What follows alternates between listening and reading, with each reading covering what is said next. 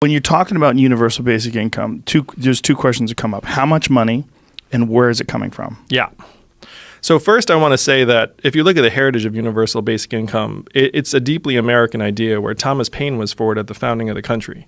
And then Martin Luther King was for it. Milton Friedman, the godfather of conservative economists, was for it. And one state has had it in effect for 37 years, where everyone in that state gets between $1,000 and $2,000 a year, no questions asked. That's Alaska? Yeah, it's Alaska, and they fund it with oil money. Mm-hmm. And what I'm going around telling people is that technology is the oil of the 21st century. So I know you spoke to another guest about, hey, how do you get, let's say, approximately $3 trillion a year to fund universal basic income? And the great thing is that the first thing is it's not actually $3 trillion. And the reason why it's not $3 trillion is that if you look at what we're currently doing, we're spending about $1.5 trillion right now on 126 welfare programs and Social Security. And so if you show up to someone's door and say, hey, here's a dividend of $1,000 a month, but if you're already getting more than $1,000 in stuff, we're not just going to stack it on top. We're just going to say you're guaranteed $1,000, and if you're already getting more, then this doesn't touch you. You can keep your current stuff.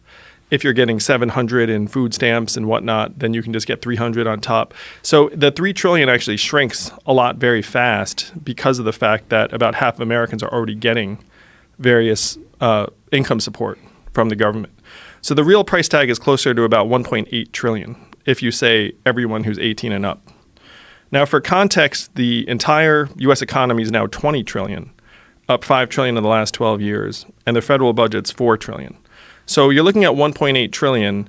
It's a lot of money, but it's actually manageable. And one of the things that I haven't heard discussed here with you is that when you put money into people's hands, the money doesn't disappear. Like if I gave you $1,000 a month, it probably would not make a big difference in the economy because it would just go into your account somewhere and nothing would happen. But we all know that right now most Americans are living paycheck to paycheck. 57% of Americans can't afford an unexpected $500 bill.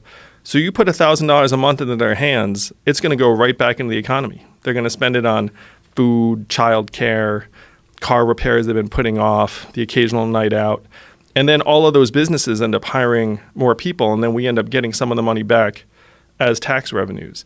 So of the $1.8 trillion, we're going to get back, let's call it $400 billion in new tax receipts because everyone's going to be spending more money.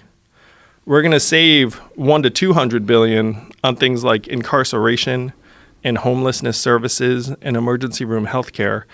I was in New Hampshire